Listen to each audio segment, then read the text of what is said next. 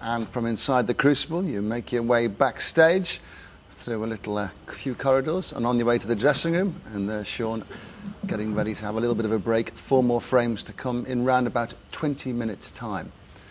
Well, he's got a frame, but even if he hadn't, he's the king of the comebacks, hasn't he, here at the Crucible? He knows what to do if he's down. Remember in the final, wasn't he 5-3 down and 10-6 down in the final? He was to Matthew Stevens, and I recall he's the only one, I think, at the Crucible. He was 12-7 down to Matthew Stevens in a quarter-final match and won 13-12. He's the only one. The players have come back from 12-8 down, but I think he's the only one ever to do it from 12-7, so he doesn't get too worried by being behind. But at the same time, you don't want to be giving John Higgins frame starts. Observations on the first 4 frames, Ken? Well, both of them look pretty good. John looks a little bit better. Obviously, he's got a 3-1 lead. He'd be very, very happy. Shaun, he's off and running, basically, and he'll be happy to get that frame under his belt, basically. At 3-0 down, didn't want to lose or go into the interval 4-0 down. So he's off and running. I suppose both players would be pretty pleased. Early on in the final, with so long to go, do you just want to get into the balls? Don't get too alarmed either way, whether you're 3-1 up or 3-1 down, as long as you're queuing OK and you're in the balls on occasion. You can do, but I mean, John's had a fabulous start there to go 3-0. I mean, you know, to look at the scoreboard and see yourself 3-0 up in a world final is a great start. And obviously, I know what Ken's saying exactly. You know, for Shaun, he's got some crumbs of comfort. He's only 2 behind now because he's won that first frame. But from John Higgins' point of view, first mini session over, I've won it. Next mini session coming up, make sure whatever you do, even the worst way, get a result. You know, it's a draw. 2-2, yeah. 2-2, anything like that. Anything above that bonus, you know you're taking the lead in. And you've both been talking about the mental strength that's required, and they're both tough as nails, both these players, aren't they? Yeah, they are very tough. As John said, like, both players have come back. You know, Shaun came back against Stephen Hendry when he was 5-2 down as well, after he had that magnificent 1-4-7. Long way to go, right? It's very early days, but it's shaping up. A new short form of snooker is being road tested, or table tested, should we say, during this World Championship. It's called Snooker Super Sixes, 6 reds and the colours. The field was made up of youth and experience. The experience in the final came from former world number 2 Tony Knowles, and the youth, the talented teenager Ross Muir, 13 years of age. Ken was in the commentary box alongside John Virgo.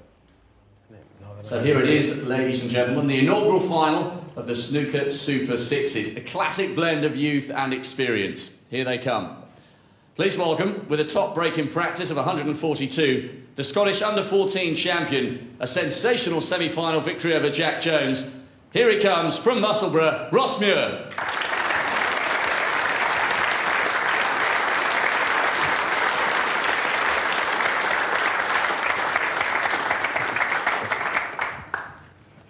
He beat defending champion Steve Davis in the first round, 10-1 in 1982, and he's also just dispatched the former world number 3 Neil Foulds. Here comes Tony Knowles.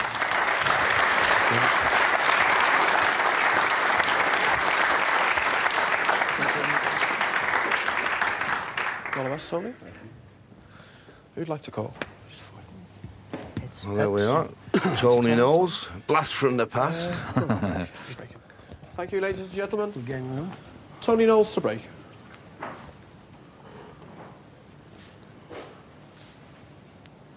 So it's 1 frame of 6 reds, and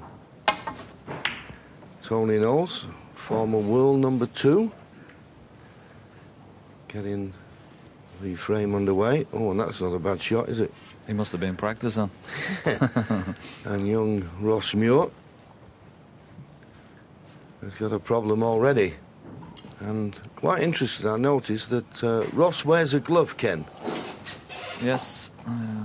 It's not often you see players wearing gloves. Probably his hands get a little bit sticky, but some people like to wear them. He obviously feels it's quite comfortable. 2 cushion escape with pace. Foul and a miss. Ooh, even using the miss rule, eh? Sorry, Ross, now you want it. Knows what you feel. And Tony's having it replaced. I feel awful.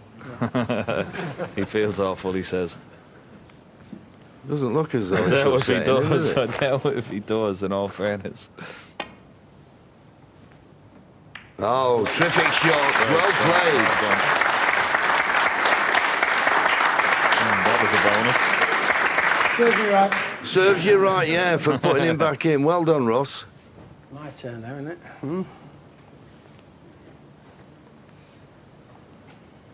It was the same table he beat Steve Davis all those years ago, wasn't it, John?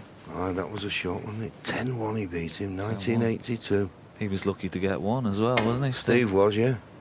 Oh, lovely swerve. But what's he left?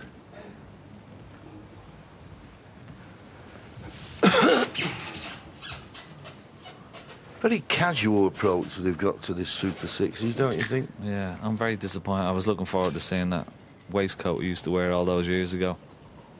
The one with all those silver spots all over it. Yeah, absolutely, yeah.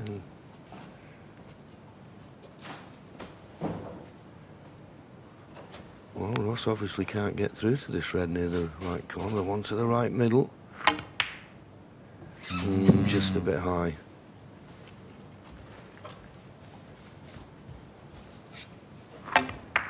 Wasn't easy, and he knew if he missed it, he'd be leaving this red to the right corner. 1. So will Tony pot the black and play a little cannon to that little cluster behind the ping and so develop. This is the thing with 6 reds, Ken, isn't it? If you just get the reds open, and they're all there for the taking. And that seems to have brought pretty nice. Unless he has the red in the middle, yeah. 8. It's just one bad shot and it's over.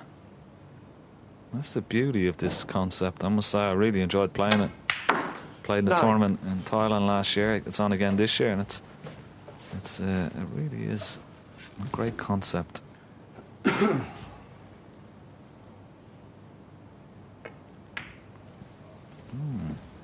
was a confident shot, John.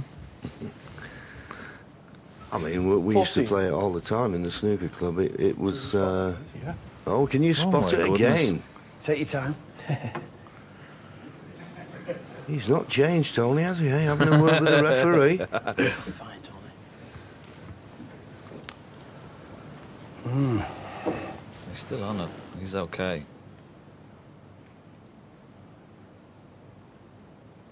This will test his cueing. 15. Good shot.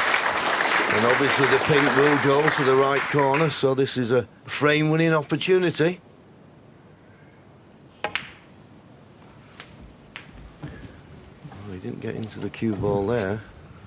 Surprised he didn't play for the red into the same pocket as the pink. He's played 21. For it in the middle, but it's a little bit close to this red. It makes it awkward. No. Tony Knowles, 21. Well, I'll be disappointed there. Didn't make the most of this. Now, come on, Ross. You can do it from here.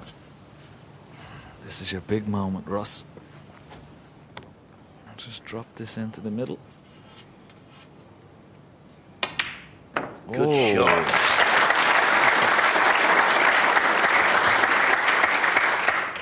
One. Yeah, play the green. Tony there, sat there, disappointed.